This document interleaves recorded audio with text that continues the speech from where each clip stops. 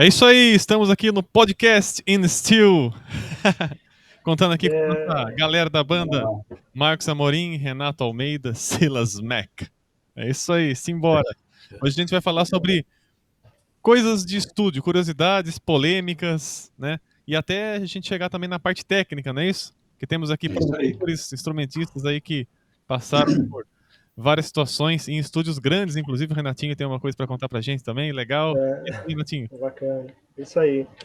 Né, essa coisa de estúdio é engraçado, né? Porque, assim, fazendo um link com o que a gente vem falando, né, de tecnologia, né? Então, assim, às vezes é uma briga entre o humano e a máquina, vamos dizer assim, né? Lá atrás, quando eu comecei a gravar, né? Eu comecei assim, acho que foi 95, por aí. Ah, É, eu ia 94, mesmo que 95, nem por se aí. casado ainda nessa época.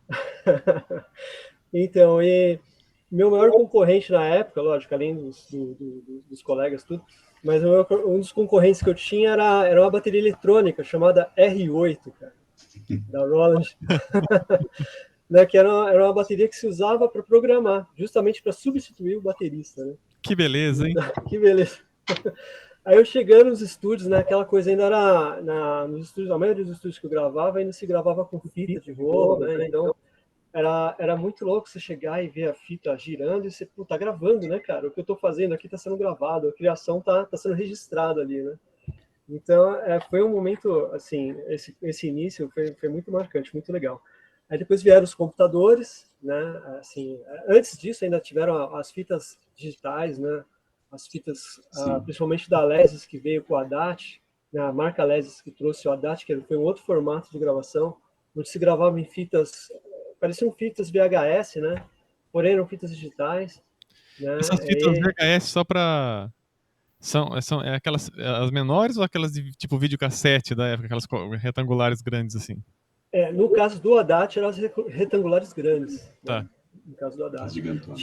Tinha outros sistemas também, acho que tinha um sistema da Tascam, se não me engano, que era uma fita um pouco menor, Entendi. né? Que era em fita, porém digital, né? E aí nessa fase ainda tinha a R8 ainda estava ali, né? E aí depois vieram os computadores, né? E Essa aí, R8, ela tava aqui no Brasil, você falou em 95, tá? Mas já existia antes ou não? então, eu não tenho Exterior? certeza da data de quando começou, né? Mas eu sei que Ah, é coisa de década de 90 mesmo, entendi. na R8. Aham. Né? Antes disso tiveram outros módulos, outras baterias eletrônicas, né? Que É falando em engraçado, bateria. né? Porque a década de 90 foi marcada, né, pelo grunge, né, que era aquela coisa bem bateria mesmo, né, assim, o estilo Sim. do rock, pelo menos ali, né.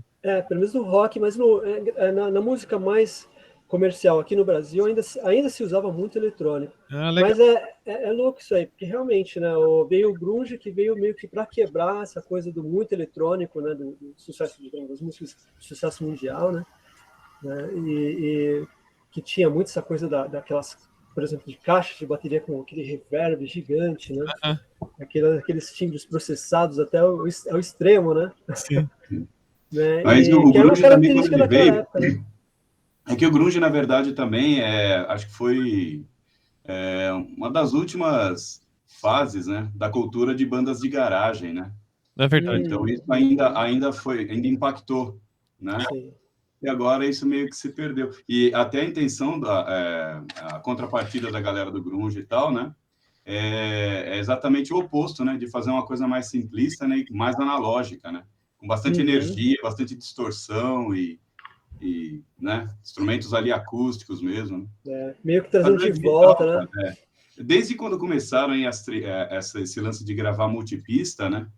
Aí a coisa, a tendência era ter que desenvolver novas tecnologias, não ia haver outro caminho, né? Aham. Não ia Exatamente. ter outra solução. Né? As fitas, elas têm um limite de trilhas que você consegue, né, Sim. gravar, né?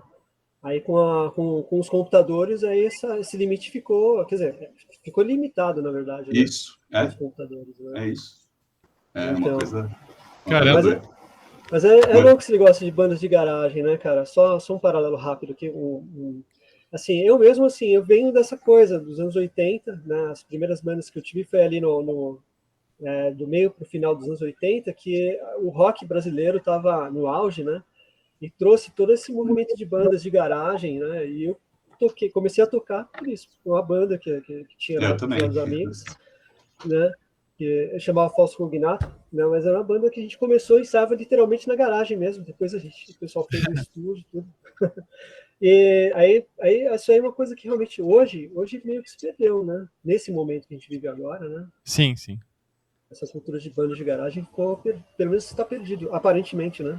A gente não vê. Eu pelo menos não vejo. Pelo menos até onde a gente sabe, né? Porque de repente pode ter uma ou outra assim. Sim. Mas antes era comum, né? A gente via várias bandas aí, né? A gente andava, não ouvia, nossa, tá tocando uma banda ali e tal. Exatamente. Você andava pelas cidades aí, pelos lugares, e eu via uma bandinha ensaiando. Ouvia. É verdade. Eu tava no quarto de um cara ou na garagem, mas era assim, não tinha um lugar, estúdio, nada, era na casa do cara ali e tal. Montava ali.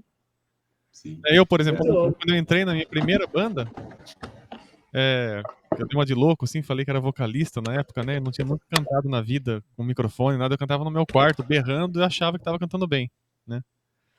E aí apareceu um anúncio num poste, assim, lá em Taubaté, na cidade que eu morava, procura-se vocalista para a banda de heavy metal. Na época não tinha nem celular, né? Assim, eu peguei, anotei, saí correndo pra casa e liguei pro cara. Ô, você é vocalista? O cara falou, sou. Adolescente, né? E o cara também era adolescente, todo mundo era adolescente ali. Então vamos marcar o teste, vamos. Aí eu fui lá no teste. A casa era a casa do baterista, com a bateria do cara, assim, ó, em frente à cama dele. E os amplificadores, assim, ó, tudo jogado ali, mas num volume estourando, cara. Pá, aquela guitarra no ouvido, assim. E eu berrando no microfone sem ouvir nada da minha voz, assim. Eu fui aprovado, mas assim, eu fiquei uma semana sem voz, né? Até que o outro ensaio, quando o baterista falou, não vou poder ensaiar, até eu dei graças a Deus, que eu não tinha voltado a voz ainda, cara. Uma semana depois. Então você vê, a galera ouvia na rua, né? Você ouvia na rua. E no vizinho de cima ali, tipo, no outro quarteirão, já tinha outra banda ensaiando, assim. Você ouvia também. Né? Muito louco, né? Então, eu não sei se hoje em dia também tem uma outra coisa, né? Falando mais uma vez da tecnologia, né? Vindo lá, né? A gente estava falando lá das fitas ADAT e tal, aí vieram os computadores, os programas de multipista, como, né, o Pro Tools, que está aí até hoje, né? E aí só falando aqui, antes de falar do que eu ia comentar das bandas de garagem, né? Talvez as bandas tecnológicas hoje, né? Mas só para fazer um paralelo rapidinho, aí hoje hoje assim os concorrentes são os programas VST, né? Aqueles virtual studios, né? Que tem programas de bateria onde você faz o que se fazia antes com a R8, só que no computador com muito mais recursos, e muito mais facilidade. Facilidade, sou muito mais real, né? Então tá difícil a concorrência, hein, meu? Tá complicado. Mas sabe o que é um lance, cara, que eu acho assim? Eu acho que na formação do presente e do futuro, o próprio músico instrumentista ali, ele tem que pegar a especialidade dele e saber lidar com todas essas ferramentas tecnológicas. Exatamente. Porque ele vai fazer melhor que qualquer um. Porque ele tem a vivência no instrumento, entendeu? Ele consegue... Então, você vai fazer, você pegar a mãe... Por exemplo, quando eu crio baterias virtuais aqui, né? Mas eu não crio como um baterista. Né? Porque eu não tenho a visão, né? Eu não sou baterista, começa por aí, né? Mas é importante se tivesse, por exemplo, às vezes assim, eu boto espaço físico e a questão do tempo para fazer uma trilha é curto. Então, a gente não tem muito espaço para ter uma bateria aqui, tá, microfonar tudo, e o tempo que se gasta para fazer tudo isso. Às vezes, o tempo de uma microfonação, cara, só de microfonar e passar uma bateria, tá feita a bateria do esquema aqui, entendeu? Aí é legal o batera também, ou um outro músico de outro instrumento que também tem esses samples, né, esses plugins, e o cara tem a manha de fazer aquilo com uma qualidade maior do que qualquer pessoa faria. Porque eu sou especialista. Até abrindo aí um parênteses aí, Marcolino, é legal até porque de repente você fala assim, pô, preciso de uma batera, e o batera tem esse plugin, tem esse programa, ele faz e envia para você pronto, a batera no dedo, porque o cara consegue ter a manha ali do... Isso. Exatamente. Silas Mac escureceu aí, tum. Macintosh. Então, até falando sobre isso aí, é uma coisa que realmente a gente tem que, assim, a gente teve que se adaptar, né? Eu acabei tendo que ter uma R8, porque em situações que acaba até se criando uma estética, né?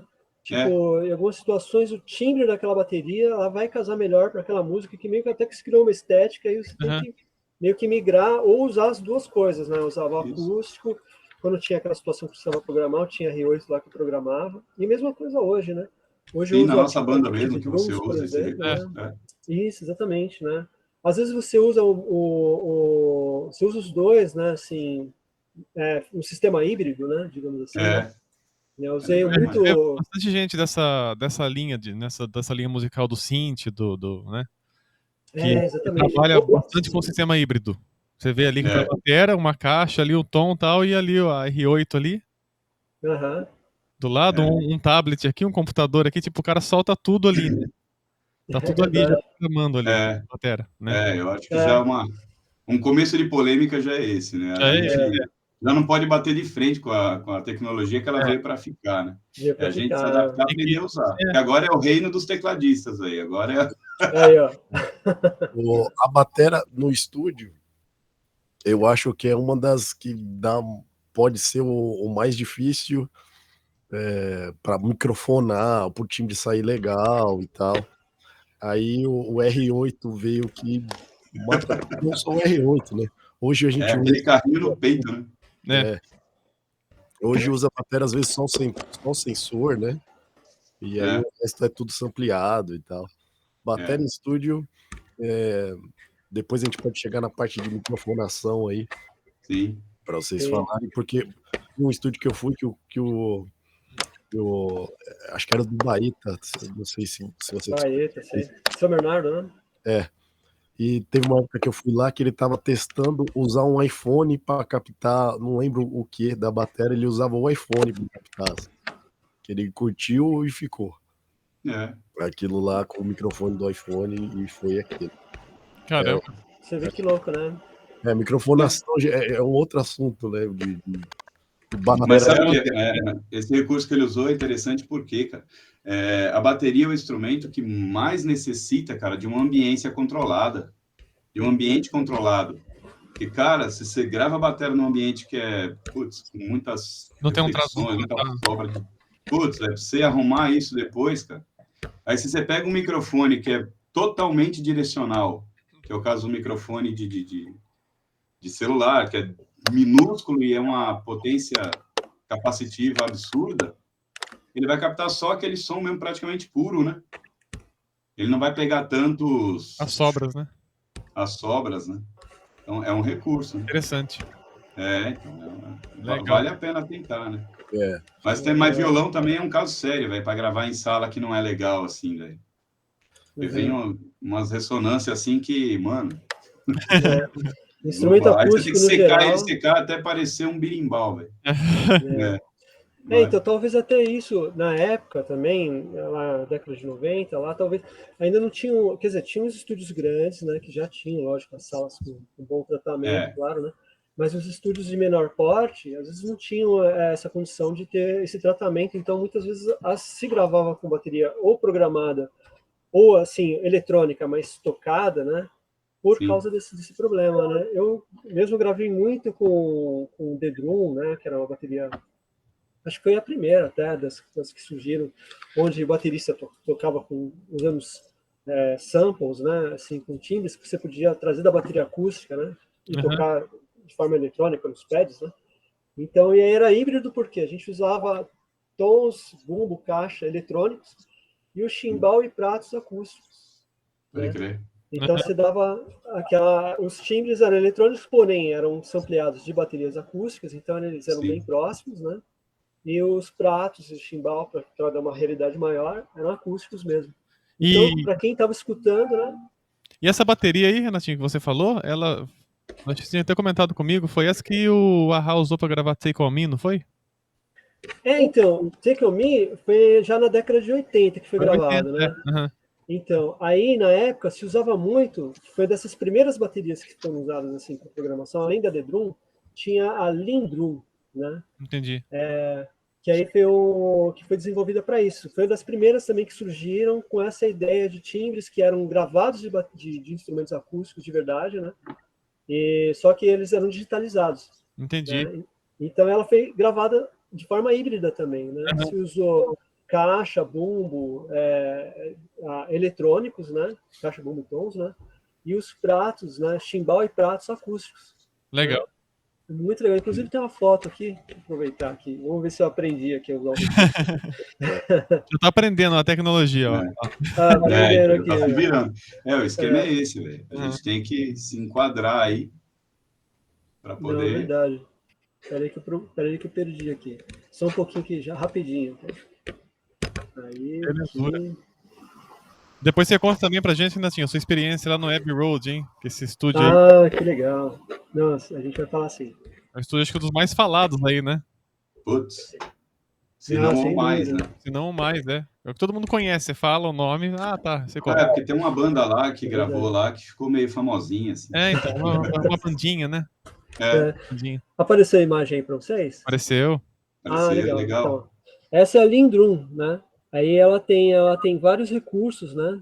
De mudança. Você pode, você tem o timbre lá dentro e você tem alguns recursos para alterar o timbre também, né? Uhum. Timbre de caixa, etc. Né? Ela tem os padzinhos aqui, né? Esses quadradinhos aqui à esquerda, abaixo, né? Que aí para você usar os dedos aí para fazer a programação, né? Uhum. E aí foi usado com essa bateria. A Take On Me foi gravada com essa bateria aí. Caramba, que legal. Bacana, né? É. Legal. Eu acho muito legal, cara. A forma que ela foi gravada é muito legal, assim, as mudanças de bumbo, sabe? Eu acho ela bem, assim, é bem inteligente a maneira que ela foi montada, sabe? A bateria da música. Uhum. Exato. Esse é o lance, o cara saber usar o recurso tecnológico com conceitos artísticos, né? Porque o problema é quando a coisa se perde, aí o cara, tipo, esquece qualquer tipo de conceito artístico para simplesmente... A impressão que essa música e algumas outras, assim, que perde um pouco a característica, assim, daquela coisa mais reta, que não foi feito por baterista, que você comentou, que o Marcos comentou aí.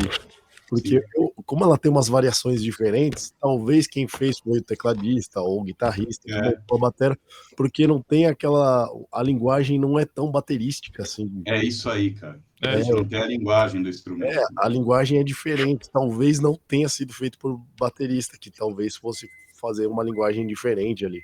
Porque as músicas eletrônicas, assim, feitas por DJ ou não DJ, ou outro músico fazendo, é outra linguagem. É a mesma coisa quando o produtor é guitarrista e aí ele também sabe tocar teclado, aí ele grava alguns teclados. Você vai ver, aí eu vou tirar aquilo, eu falo, nossa, mas a linguagem tá tão diferente que é até mais difícil para tirar, assim, porque a linguagem é outra, assim. Por mais que tá dentro do pop, mas é outro jeito de tocar, outro jeito de encaixar ali as coisas. Quando é outro artista que faz, é outra linguagem que acontece ali. Às vezes eu vou pra bateria na escola que eu dou aula lá, aí eu vou pra bateria para ajudar a banda. Aí quando tem um baterista, ele fala, nossa, mas eu não ia pensar desse jeito, né? Porque eu aplico algumas coisas de teclado lá. Principalmente os lances de acentuação, né? Você vai acentua, não, né? O cara, não é ali que eu costumo acentuar. Então, a Take On Me mesmo, ela tem, eu gosto da bateria que foi programada ali, mas ela tem umas coisas que, como você falou, Silas, tipo, ela tem alguns bumbos que tocam junto com a caixa, em alguns momentos que não é uma coisa muito baterística, né?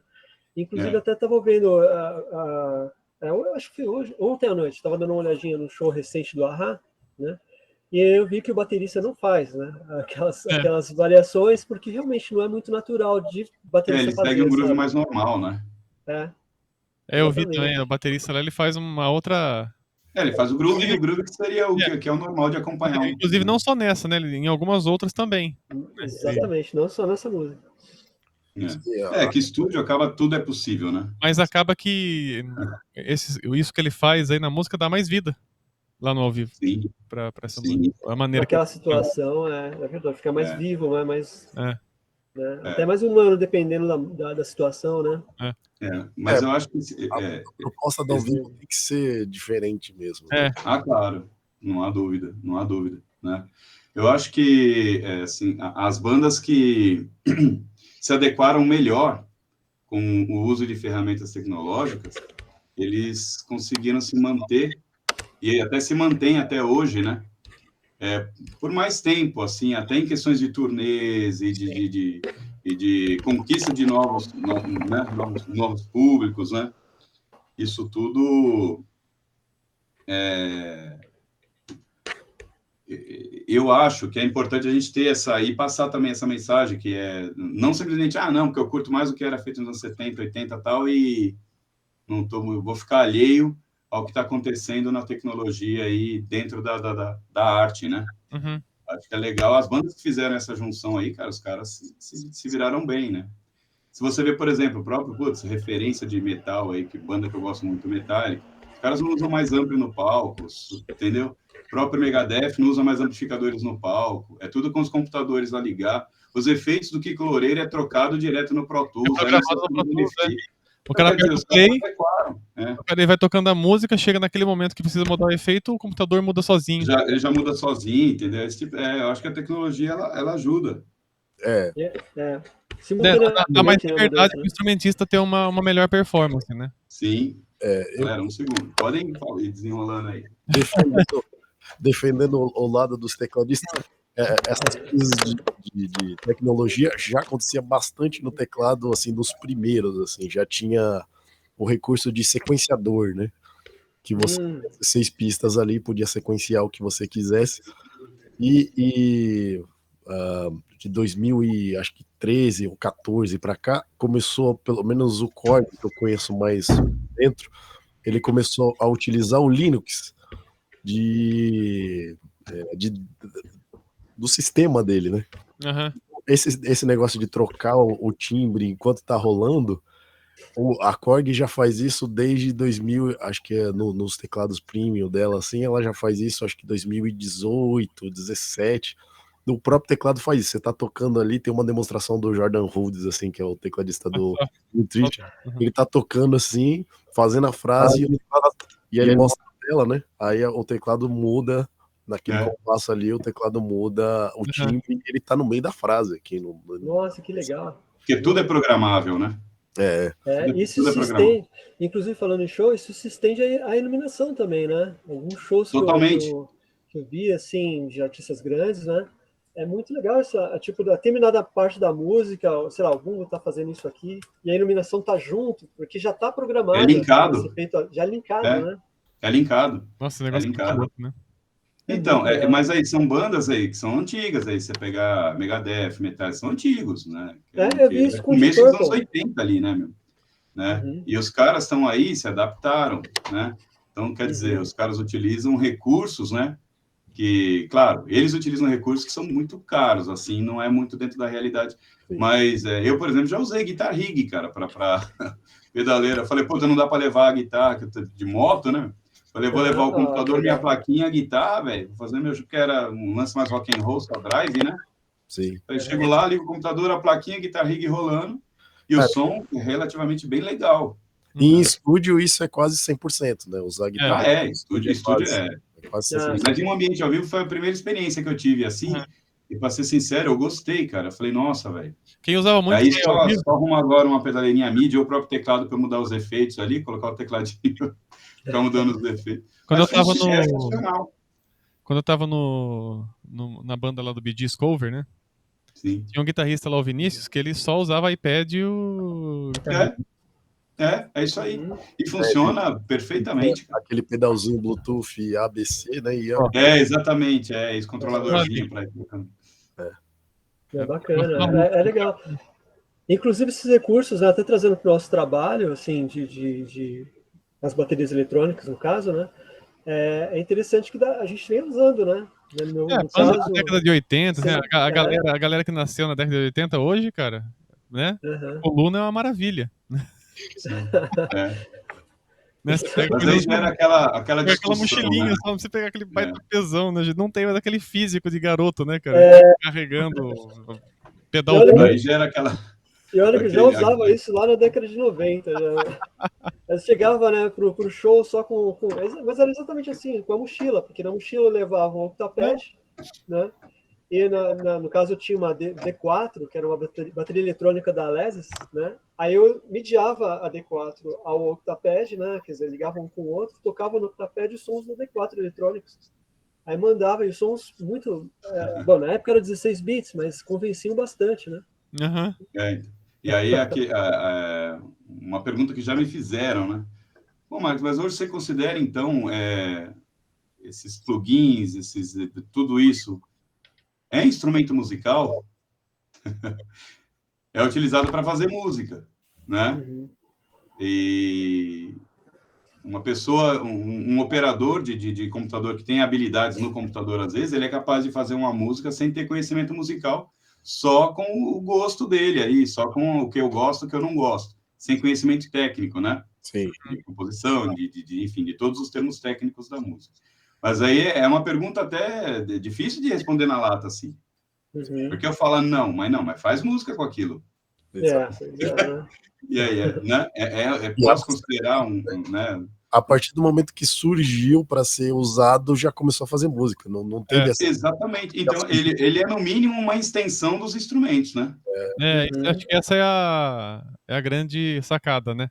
Ele é uma extensão, né? O instrumentista se estender, né? E se especializar. Aprender a usar essa extensão, né? Aprender essa extensão, Sim. Porque daí faz música mesmo. Aí é o instrumento, porque é o cara que sabe fazer o instrumento aqui, na real, passa toda aquela habilidade e o conhecimento de como, igual o Silas falou, pensar como aquele instrumento, né?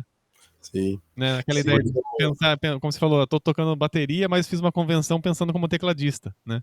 Exato. Então o cara pensar como instrumento dele ali. O sertanejo atual de hoje, muita coisa foi tecladista que fez, porque a gente tem ali. Vamos pensar no Dudu Borges, por exemplo. Ele tem a cabeça ainda bem antiga. Você pega a produção que ele fez do Luan Santana. Ele vai explicando ali. A programação dele foi num sequenciador de 16 pistas do teclado. Ele programou a bateria, programou o violão, programou tudo ali. Por mais que ele chamou o batera do John Mayer para fazer tal, mas a pré-produção ali, ele fez tudo no teclado ali. E tem muita coisa da pré que já fica, né? As convenções, algumas frases ali, acentuações, como o Marcos falou, foi pensado como tecladista ali, foi o pensamento ali. Tanto que alguns bateristas reclamam de algumas convenções e falam, pô, mas isso aqui não faz sentido até, não sei o quê, porque é a cabeça do tecladista ali. Tem umas que o cara tem que parar de tocar a bateria no meio do movimento, né?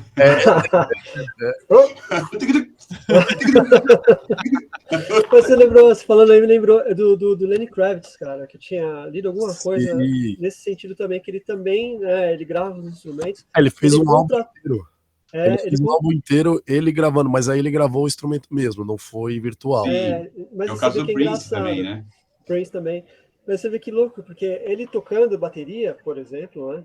Ele tem algumas coisas diferentes, né? Que não são muito comuns de batera, assim, mas são interessantes, sabe? Sim. Agora, eu achei legal que ele contratou um técnico de som, um engenheiro de som para, a gente vamos ver que som que a gente quer, qual o som que a gente vai chegar, para ter o conceito, aquela estética sonora dele, que é uma estética que quando veio chamou muita atenção, né? Ele trouxe alguma coisa meio setentista, né? Isso a gente está falando da década de 90, né?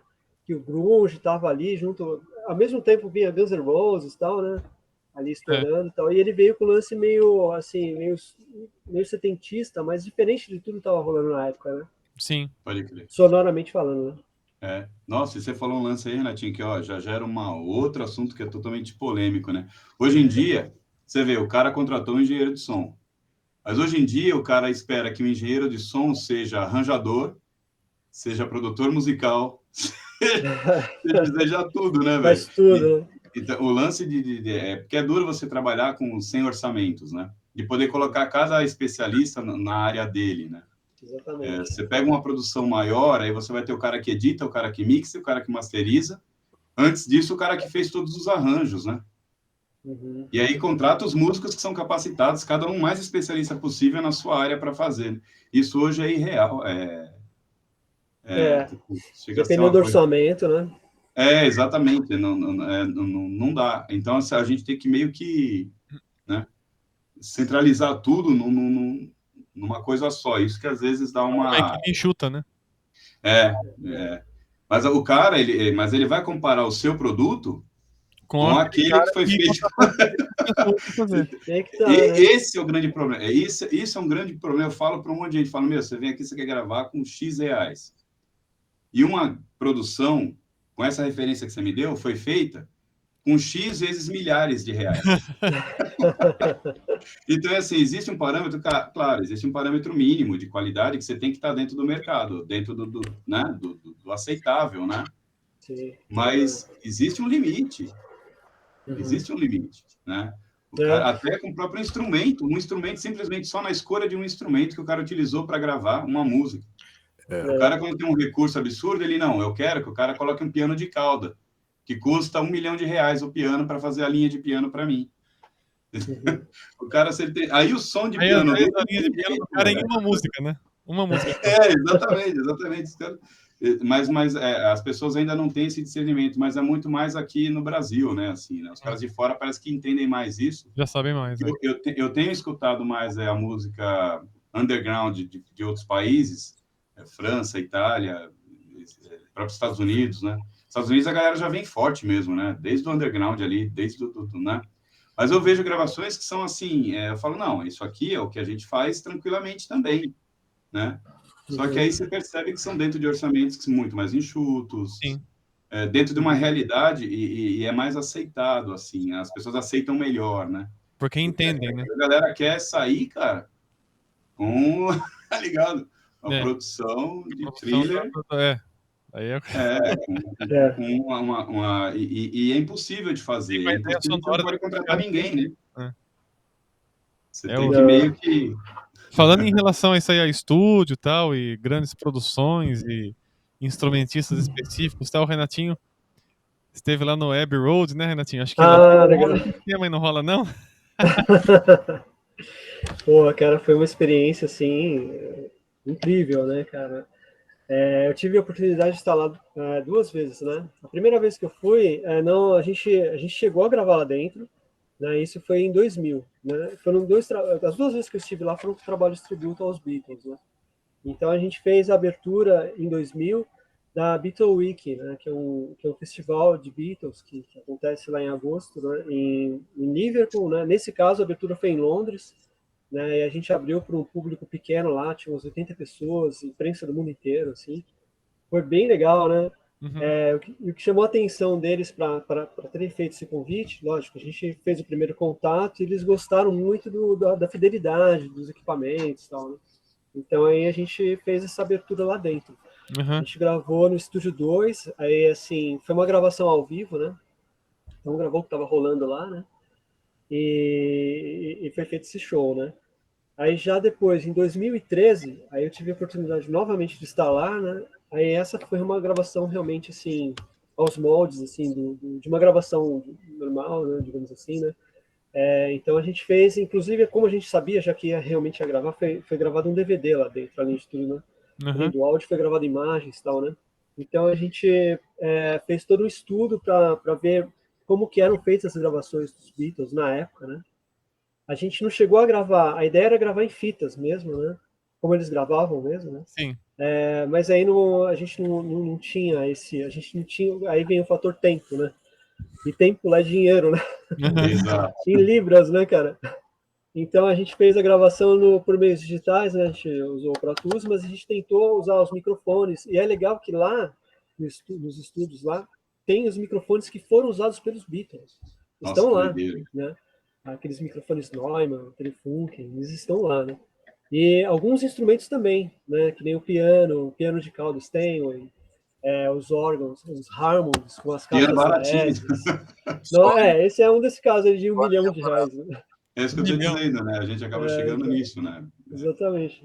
Aí o cara quer aquele som, né, mano? O cara quer aquele som do cara, que negócio que tá lá, $1 milhão lá, né? E foi engraçado que a primeira vez que a gente esteve lá, em 2000, né, o César, que faz um pouco com a gente lá, ele foi e tocou, tinha um piano eu não lembro o nome a marca daquele piano, mas é um piano de armário, sabe? Sim. E ele começou a tocar Lady Madonna ali, pô, o time tá igual, né? Que louco, né? Aí o cara falou, lógico, né? O técnico, ele percebeu o entusiasmo dele e falou, foi gravado aí. Ele, não, mentira, que foi gravado aqui, né? Imagina que doideira. Né? Que louco, né? Que legal. Então, a gente teve a oportunidade, né? De vivenciar essa... Exatamente. Os primórdios ali, porque assim, eles meio que deram uma revolucionada no esquema de gravação, né? Sim. Os Beatles, né? A Ah, produção sim, dos Beatles. Né? tem muitas histórias, né? Por exemplo, Experiências, né? Que tem dado. experiências. Tem algumas coisas, por exemplo, no caso da bateria, né? Antigamente se gravava, logo que eles chegaram lá, que os Beatles chegaram lá para gravar, se gravavam só com 2 microfones. A bateria inteira se gravava com 2 microfones. Era um microfone em cima, que ficava bem perto da cabeça do ringue, o microfone de ambiência, e o microfone ficava na frente do bumbo, até um pouco distante, porque os 2 microfones eram microfones de fita. Eles são muito sensíveis ao impacto sonoro, sabe? Então eles tinham até medo de estourar fita, alguma coisa assim, então ele ficava um pouco distante. Aí depois eles foram começaram a usar microfones dinâmicos, que são mais resistentes, por exemplo, no caso do bumbo, né? E o Jeff Emerick, que foi um dos técnicos que trabalhou, aliás, o que trabalhou mais tempo, se não me engano, né, ele começou a aproximar os microfones. Então eles começaram, por exemplo, a usar o microfone dentro do bumbo. Né? Até então não se usava microfone dentro do bumbo. Não se usava na história da gravação, não se usava, né? Exatamente. Aí tiraram a pele da frente da bateria e colocaram o microfone lá dentro. Então, essa é uma situação, por exemplo. Né? Aí aquela coisa de usar falante, sabe? Falante ao invés de microfone, né? Para você captar mais grave, né? Também começou lá com eles, né? Eles usavam, nesse caso, usaram falante para gravar o contrabaixo. Sim. Para conseguir um timbre mais grave e tal, né? Então tem várias situações várias que experiências que viraram, não regras, mas viraram assim tradição de vários tipos de gravação, né? Viraram referência. Referência, referência. Viraram referência, com toda certeza. E uma coisa muito legal também que a gente experimentou lá foi assim, o tratamento que o pessoal do estúdio Abbey Road teve com a gente. Assim. Os caras foram muito solícitos assim, com a gente. E foi legal porque assim, a gravação estava marcada, sei lá, não lembro o horário, mas devia ser às 9, né? Que a gente ficou, foram 4 sessões que a gente pegou lá, né? Em 2 dias de gravação, né? A gente gravou mais de 30 músicas, assim, a gente já levou as coisas assim já prontas aqui, né? A gente já tinha ensaiado o material justamente para a gente aproveitar o máximo de tempo possível, né? Uhum. Mas o tratamento é excepcional. A gente chegou, digamos, a gente chega às 9, geralmente chega às 9 no estúdio, como aqui no Brasil, né?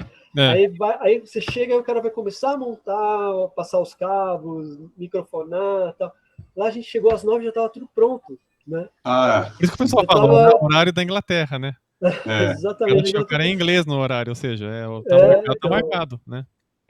Nesse caso a gente tinha alocado os instrumentos, que não deu para levar a bateria daqui para lá, né? Mas se eu fosse levar a bateria, o horário que chegasse lá, os microfones já estariam prontos, já checados, né? Era só para montar a bateria, checar assim, quer dizer, os volumes dos tambores, tudo. Mas como a gente já tinha alocado os instrumentos, a gente chegou no horário de gravação, era só sentar, literalmente sentar e gravar. E você falou uma coisa interessante, Renatinho, que também é polêmico. Também é interessante passar aqui para as pessoas, né? Vocês chegaram lá com tudo pronto, ensaiado. Dificilmente isso acontece aqui. Isso é raro. A pessoa vem gravar sem ao menos ter passado a música uma vez, ela fica passando no estúdio, né? Sim. E ali, como você falou, time is money, né? Tempo ali é dinheiro, então o cara fica ali, eu peguei 2 horas, será que 2 horas eu consigo? Às vezes o Marcão, ele é produtor e tal, né? Tem ali as pessoas que gravam, né? Aí no telefone resolvendo lá para fechar o estúdio e tal, será que em 2 horas eu resolvo? Se você resolve, mas a gente, né?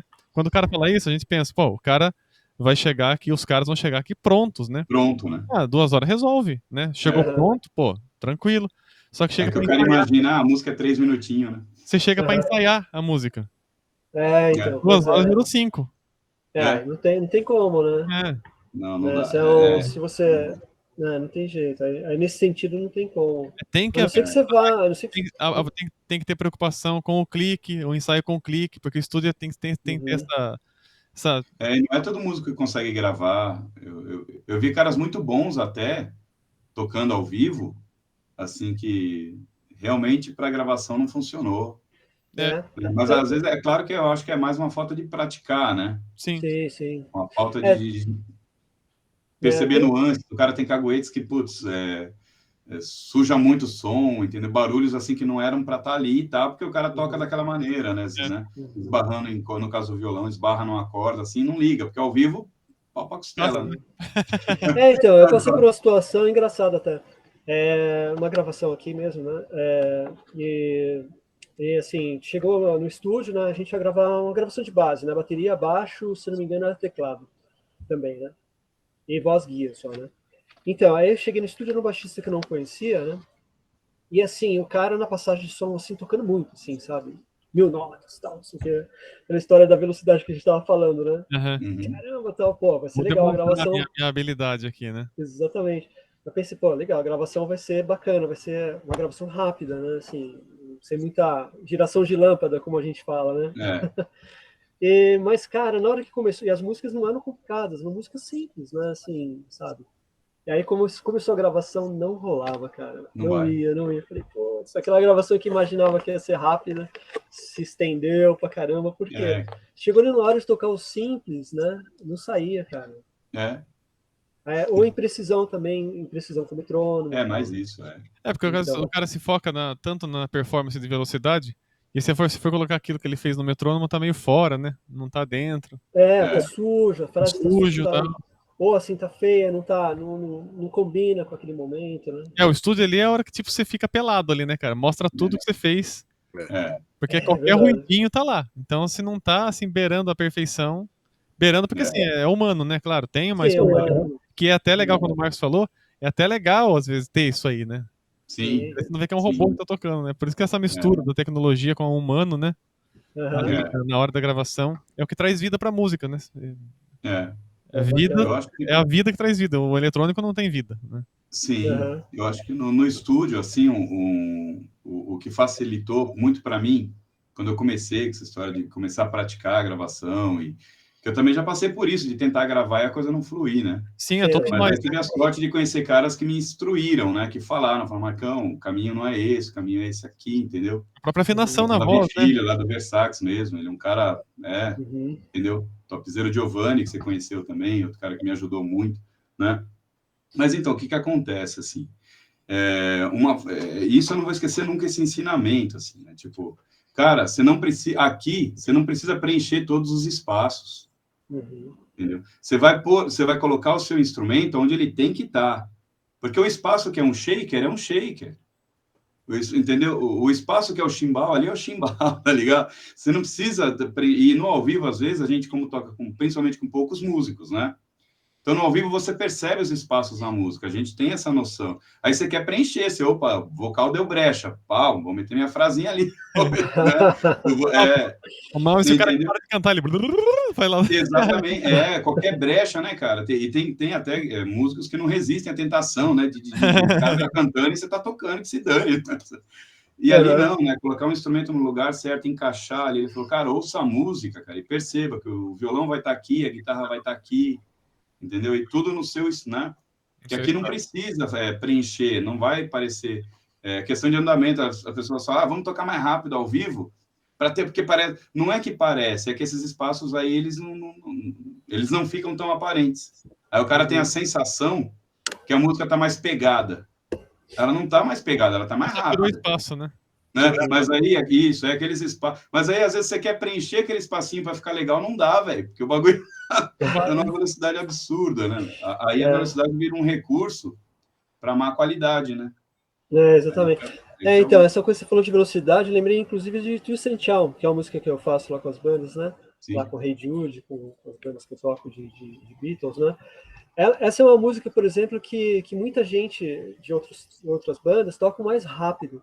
E ela é uma música que ela tem um swing, cara, ali. Toca ela mais rápido, vira La Bamba. Aquela frasinha mesmo. Exatamente, é impossível fazer, velho. É impossível fazer. Impossível, né? A frasinha aqui no meio lá dela. Exatamente. Que é no andamento, que aí a frase não fica legal, né? Ela respira, né? Tem esse lance, né, cara? Essa frase não é dos Beatles essa música, né?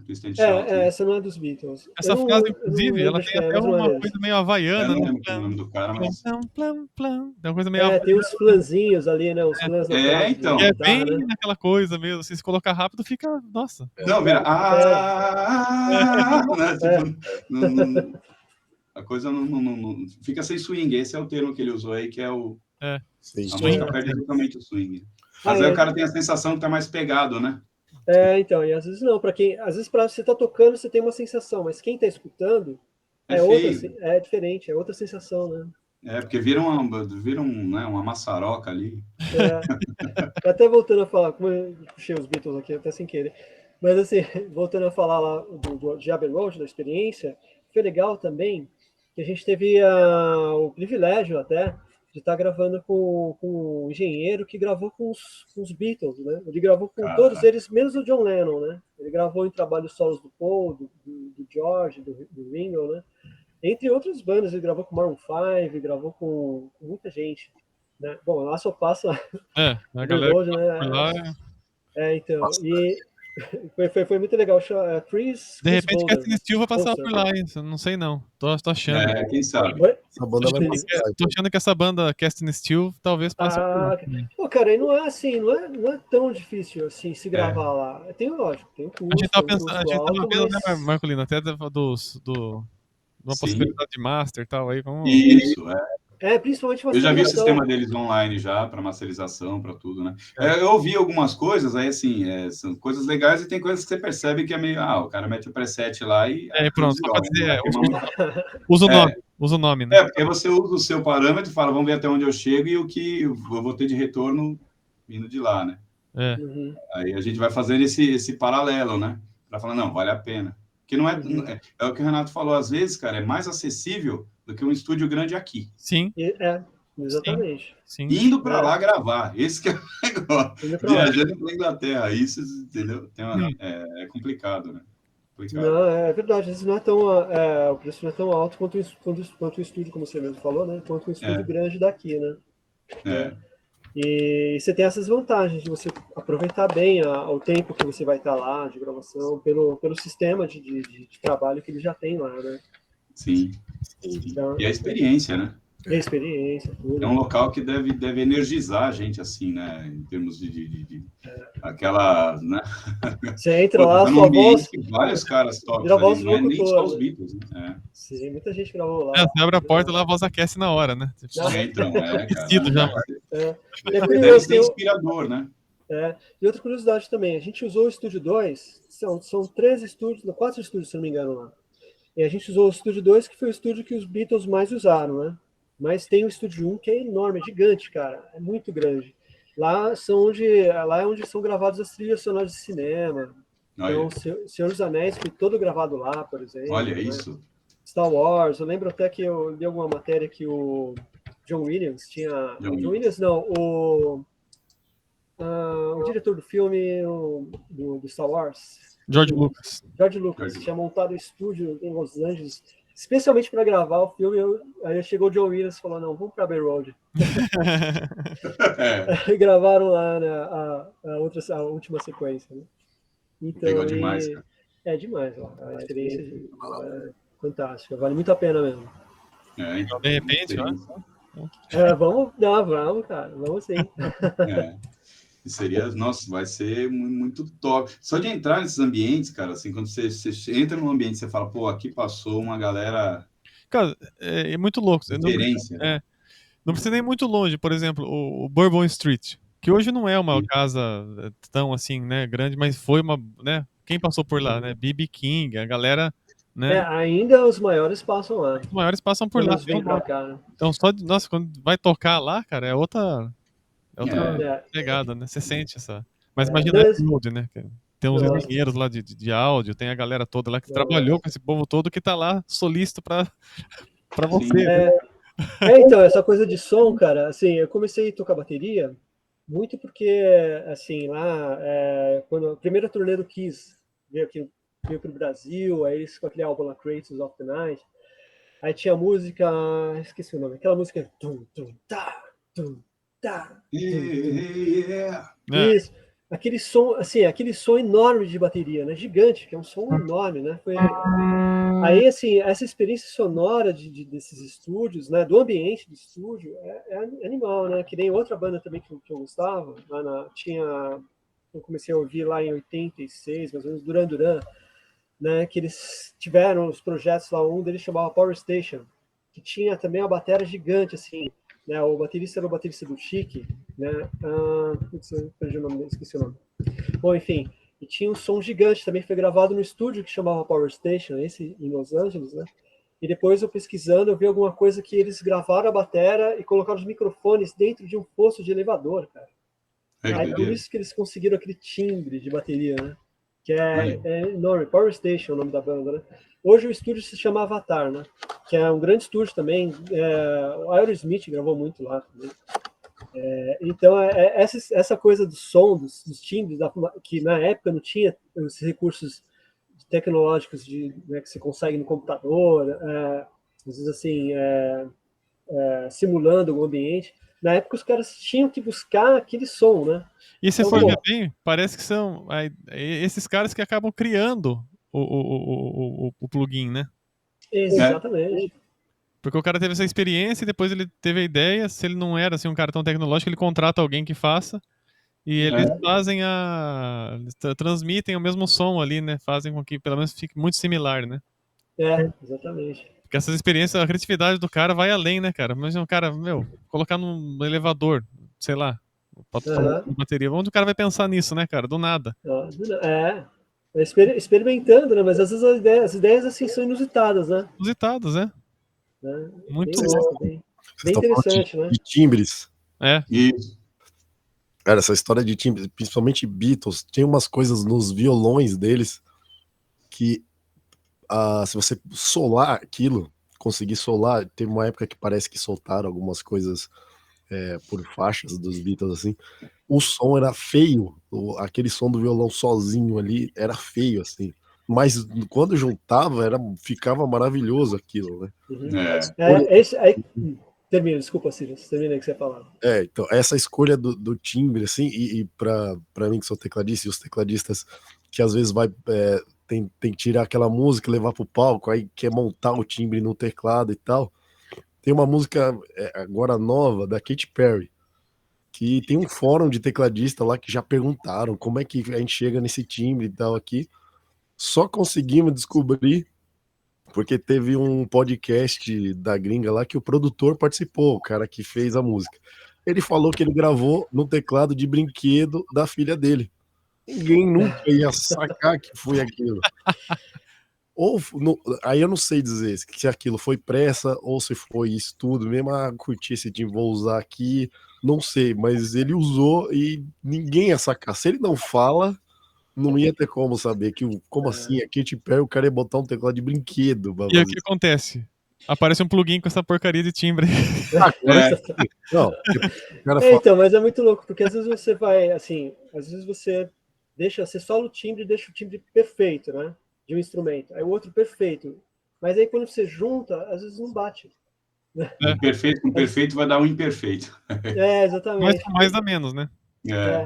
E no caso do Abbey Road, só falando mais completando o negócio do violão, às vezes eles juntavam tudo e ainda faziam alguma coisa para, tipo, digamos, uma cola, né? Para juntar. Muitas vezes você conseguia essa cola com reverb. No caso da Abbey Road, eles têm uma câmara, cara, que é cheia de azulejos, né? Que é onde eles conseguem o reverb. Aí eles usam o reverb no geral para fazer aquela, digamos, entre aspas, cola, né? Para juntar na mixagem, né? Misturar. E é quase que se você olhar isso aí de ter azulejo, é quase que um reverb analógico, né? Não, mas não tá pensando ali que o plugin vai fazer isso para você, né? O plugin não, é o ambiente mesmo, é ambiência mesmo, no sentido literal da palavra, né? Maluco. É o efeito gerado pela ambiência, né? Nossa, tem tanta coisa, né, cara, de estúdio, assim como a gente tava conversando até antes aqui de começar, né, o Renatinho falou, acho que vai ter uns 3 episódios falando disso, porque... Mas, cara, não, isso que a gente nem entrou, olha, a gente ainda se limitou a alguns aspectos técnicos e curiosidades. Se a gente entrar no lado de polêmicas de estudo, no lado humano, de relações humanas, nossa, de repente é interessante no próximo a gente falar disso, hein? Nossa, podemos falar, porque aí gera, porque a gente pode pegar exemplos, né, que foi explícito para o público, né, do próprio Prince, como a gente citou, Michael Jackson, nossa, cara, os bastidores de gravação desses caras, pesquisar sobre isso é uma delícia, né? Você ouve cada relato ali, né, tem a questão de ego, tem a questão né, de relação humana. Tem a questão de soluções inusitadas, né? Também. Soluções inusitadas, tem muita coisa. Tem muita Às vezes coisa. o artista fala, mas como assim, né? E o cara vai lá, experimenta e fala, caramba, realmente deu certo, né? Então. Então vamos já deixar combinado, já o próximo a gente Pô, é legal continua falar com o disso. assunto, que eu acho que Aqui a rende, parte hein? 2, dessa parte de estúdio, a gente vai falar das polêmicas, assim, Mas aí de relações humanas, né? Do que a gente pode... Exatamente. Inclusive tem uma aí, cara, vai sair um documentário do A-ha aí, né? Já tem, a A-ha The Movie, então. né? Saiu. E eu ouvi algumas declarações do tecladista, cara, nossa, ele...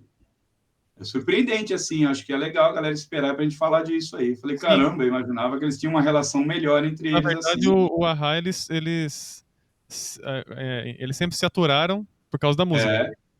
Cara, pelo que deu pra entender ali, a relação é bem só profissional, né? Só profissional. Eles não... Eu tenho... E aí, até já adiantando, né, uma justificativa dele, cara, mas então por que junto? Ele falou, porque cada um tentou o lance solo e não tem o mesmo glamour. Falou, então é só por isso que a gente se junta. Falei, caramba, simples e direto. Eu tenho um livro do Morten Harket lá, chama My Take On Me, e ele explica, tem umas partes, umas situações, né?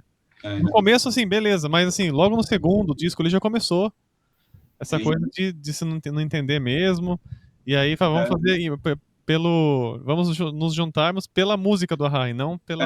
exatamente, então é um lance meio doidão, assim. Um negócio meio maluco, assim, é um negócio meio... E aí a gente pode ver várias bandas aí que tem histórias super legais aí de polêmicas aí, de treta, às vezes. Dentro do estúdio, legal. Legal, pô, vai ter bastante assunto, então, hein?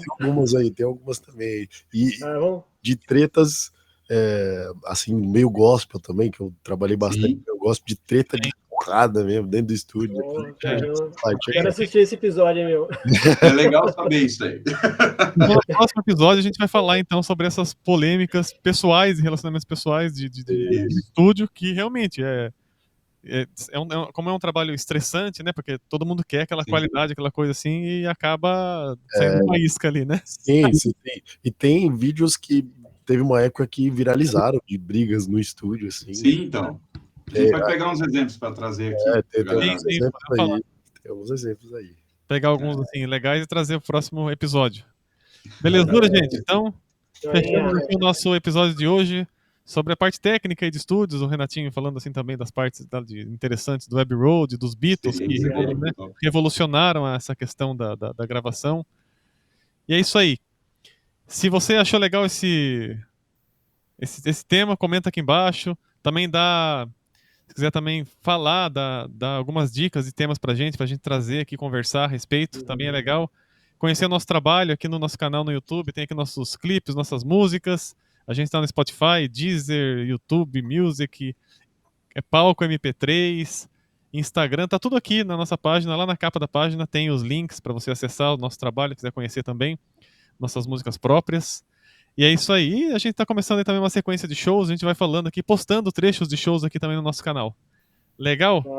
É isso aí, galera. Obrigadão, Marcos Amorim, Renato Almeida, Silas Mack. Estamos aí. Próximo episódio, então, a gente vai falar de polêmicas de estúdio. Legal? Legal. Valeu, gente. Valeu.